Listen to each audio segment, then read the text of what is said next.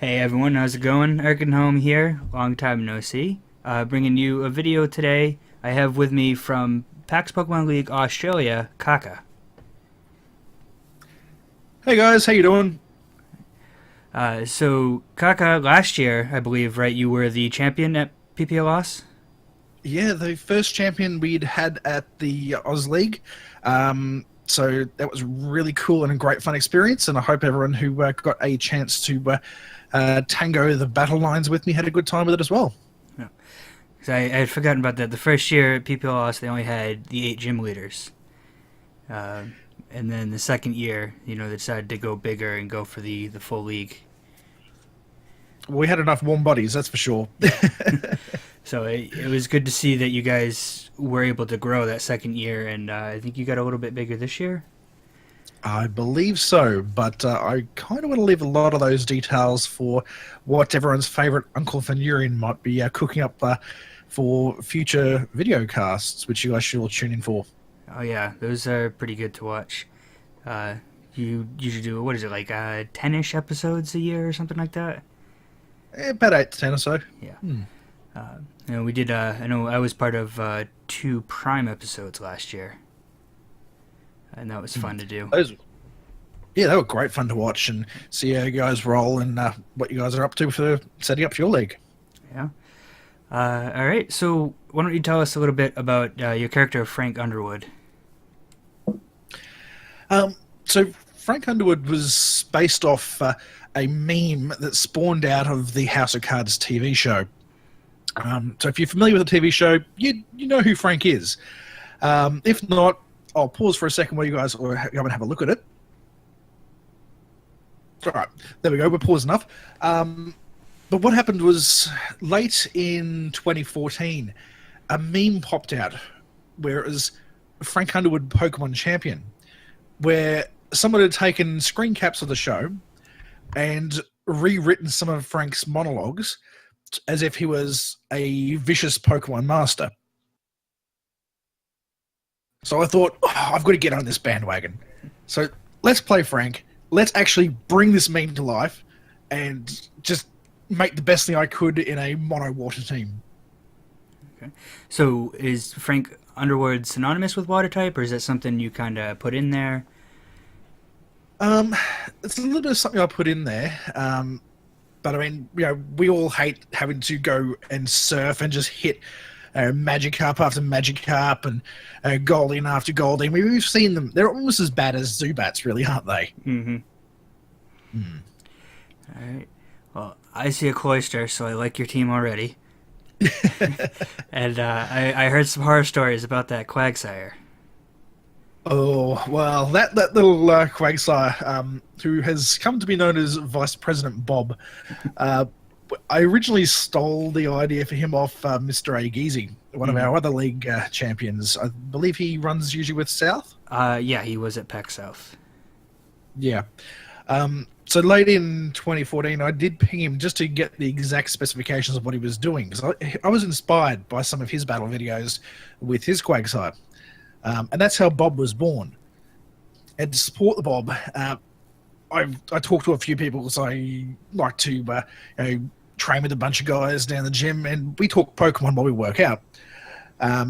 So a big chunk of the team was, these are cool things we can do with water types. Let's make them the best we can.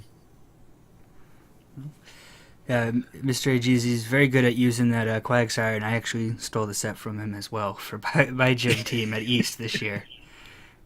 So we only need to get to West or Prime now, and we have the full set. I don't think I'll be using him this time around, but I wonder if someone else might be. I'll have to get in touch with the water type gym leaders and see if they're willing to put him on their team. No worries. All right, so why don't we get this battle started, and we can check it out. Alright. So we want to do a sort of countdown to get started, make sure we're together. Sounds like a very good idea. Okay, there is a bit of a lead in on this one from memory. Yeah, I'm going to start at 20 seconds. 20 seconds. There we go. Okay. Good to rumble. I'll start in 3, 2, 1, start. Oh, you've timed that very well. Alright, so we've got Harry issuing a challenge here. Now, from what I remember of this lovely young man, there was a lot of guys who came up beyond the second day with a lot of grass types. So I believe word had got around that trying to tackle the water champion grass types was going to really help. So obviously we see the Leafeon lead here. But yeah, unfortunately, that cloister is wicked fast. There you get the power of skill link. Absolutely. Fool not have it. Fool to not have it. So you see the Leaf Storm, I'm sure that's going to bring you down Focus Sash. Yep, there we go.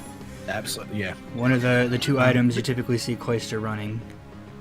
That or White Herb, yeah. Yep. This cloister actually got rebred on the Saturday night for the Sunday. Okay, so what? No, it was a Friday night to the Saturday and Sunday. Yeah. What is the differences that you made? It was originally running Ice Shard, but I switched that for the Skill Link Rock move. Rock Blast. Yes, that's the one. Okay, so now we've got the Electivire coming in, so you got up a layer of Toxic Spikes. Yeah. Well, I knew the Cloister wasn't going to be able to take it. It just didn't have the hit to take out Electivire, so I figured, okay, let's get some spikes out here. We're likely to see something. Toxic Spikes was my real big winner in our Battle League, which took us to decide on the champion last year. And a lot of teams just got destroyed by it. So we see here the Shell Smash I would have expected from the Cloister, but we got it on the Carracosta instead. Well, actually, the Cloister was running Shell Smash as well. Okay. It just didn't go off. Didn't get a chance to use it. No. And we actually see a sashed Electivire here as well, which I have to admit I was not expecting. Yeah, not something I would expect from an Electivire. But it gets him the knockout on the Carracosta. Yeah, and I was really hoping that Carracosta was going to set up and do its job, because it was at that particular point 2x speed, 4x attack, so it was going to hit like a machine. Oh yeah. So the Sharpedo going to come in and utilize the speed boost. He was named after a character from episode of The Young Ones, Cannonball Taffio Jones. The guy who used a slingshot to smash a cricket ball into the head of Rick Miles' character. Because that's what a Sharpedo is, really. It's a cricket ball to the head. So I believe you got 2 speed boosts there, and now you're going to Mega Evolve. Absolutely, and it's just going to hit that with most likely, what was I using? Ice Fang. Yeah. So. And you get the Strong Jaw ability on there. It's going to help you out. A Adamant Sharpedo. So we went full on attack here to just do as much damage as we physically could. But of course, we've got this Mega Venusaur to deal with now, which we know has thick fat. Right. So trying to chomp through that is gonna hurt when it's gonna Giga Drain me. Yeah, it's going to take out the Sharpedo in one hit. Absolutely. I mean, this Venusaur, my only real trouble the whole weekend was Venusaurs. But water tank, what do you expect? Yeah. And he's also poison type, so he absorbed those toxic spikes when he came in. True. The real problem for me with the Venusaur was the fact that it's got the thick fat. Because it's just going to make it resistant to ice, which I can't just one-shot it now. So Grass Whistle, Or two-shot it. Not sure I can say I've ever seen Grass Whistle used before. First for me. But, yeah. Fortunately, it didn't last long. Yeah, the quick wake-up is always good. So, But even so, taking out half Venusaur, I'm going to require 2 hits and it's going to heal. right. So, we are down most of our ice now. Did have a ridiculously large amount of ice types for a mono water team.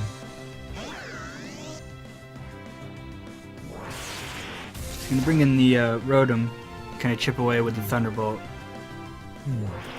Hopefully do a little more than it did. Not going to do as much as I wanted, but is what it is.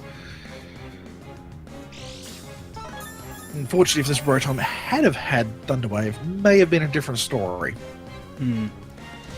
Pain Split. Take away some of its health. Probably does more damage than the Thunderbolt did.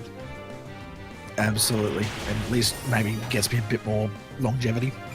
But not enough. That thing's just taking a lot of damage. Yeah. So let's see. In comes Bob. Here comes the Quagsire. Not Bob's finest moment. The problem with Quagsires is they are 4 times weak to grass. Yep. So Venusaur is going to shut that down pretty easily. Yeah. Alright, and that's going to do it. So Harry wins. He enters the He Hall of Fame. got through. Absolutely. That was a fantastic battle. He went hard and he got there. Yeah. But it came pretty much down to the Venusaur. I mean, everything else got clocked. I don't think we saw the Gengar. I believe the Gengar was the only thing we didn't see. Yeah. Yeah. I didn't have much trouble with Gengars over the weekend either, so wasn't too worried about it. Yeah. So now, was Harry one of the early champions, or was he more towards the end? A lot of the guys who came in with the Venusaurs were more towards late Saturday and through the Sunday. So we run a 3-day convention in Australia rather than the 4-day I understand you guys have for the States. So we start Friday, go through Saturday, and we finish up late-ish Sunday afternoon. Yeah, that's so a lot of the East and South is. The West / Prime, whichever you want to call it, is the only 4-day one. Right. So we generally see a lot of the VGC guys finish up sometime late Saturday and then start coming through. If they've got in early, they'll get through the league Friday and Saturday, then they'll start hitting the Elite and the Champion on late Saturday or Sunday. Yeah. Yeah, hitting the league early, I think I've found, is probably the best way to go about it. Sometimes lines can get pretty long. Yeah. The thing for us was, with Sunday afternoon, I still had a queue of about 8 people trying to get through as they were closing the hall down. Wow. And unfortunately, I just had to call it a day at that particular point. It was simply a case of, sorry guys, I've got to get to a dinner. The hall's closing down. And yeah, unfortunately, I've got no more time to battle you guys. But hey, next year. Yeah, hopefully they come back. Yeah. And maybe this time, if they can get there a little bit earlier, they maybe beat the champion. Yeah, indeed. I mean, we don't know who's going to be elite or champion this year for Oz. But, you know, if I'm not a standard leader, if I'm something else, then, yeah, I'll happily take some Frank challenges on the Friday if people want to challenge French team for last year's badge. Well, there you go. I always end up with a lot of extra of our badges. Which is kind of a good thing and a bad thing because you have so much to carry around, but it's kind of nice to have the extras. You swap with leaders you haven't met from other PAXs yet and all that stuff. Absolutely. Trying to get a bit of a trade going with some of us here in Oz who some of the contacts up in the States. I talked to one of our Canadian colleagues, and he's one of my contacts there, and I've got a couple of contacts that go to East. So, yeah. It's good. Yeah. All right, so that's going to do it for this video. No real announcements unless you apply to be a gym leader at PAX South. The applications have been gone through, leaders have been accepted, so if you apply, check your email. You should get an email either way, whether you've been accepted or not. And if you have, head on over to the forums and start getting your thread ready. Good luck to you all. Yeah. Okay, so thanks everyone for watching. Hope you enjoyed that battle. Links to everywhere you can find us on social media and all that in the info section below the video. And we'll see you guys next time. Ciao.